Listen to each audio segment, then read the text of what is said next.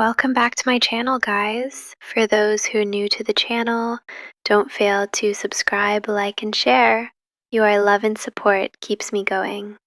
Now, back to the story. What's love? It's exciting to know what's going to happen next between Henry and Rose after the fallout at the cinema. Watch out for more. Henry returned to his apartment with the kind of silence that felt louder than noise.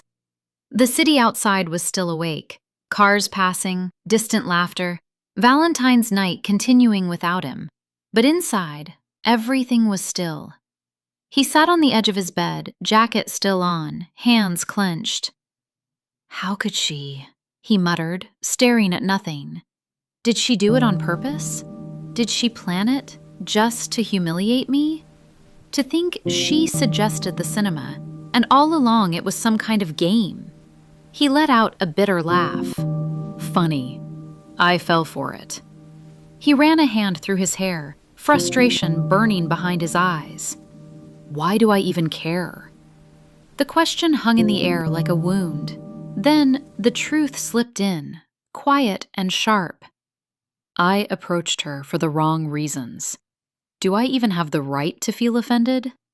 His chest tightened. Just snap out of it, Henry, he whispered harshly. Get some sleep. He lay back, staring at the ceiling. Minutes passed. His phone suddenly buzzed. Rose calling. He froze. For a moment, he considered letting it ring, but his thumb moved before his pride could stop it. Hello?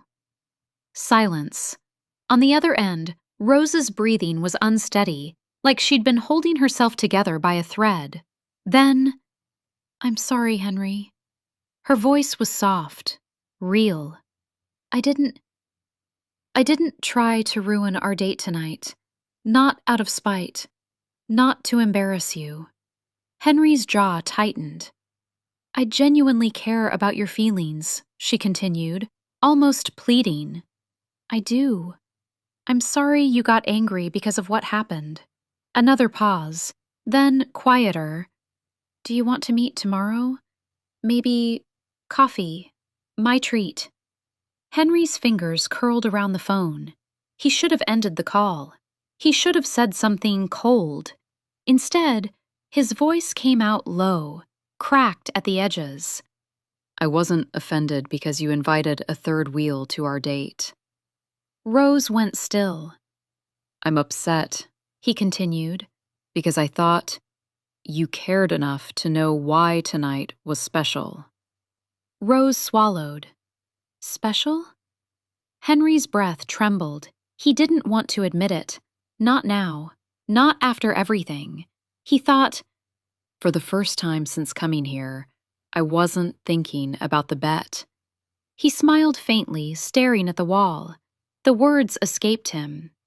For the first time, I wasn't thinking about foreigners, or pride, or winning.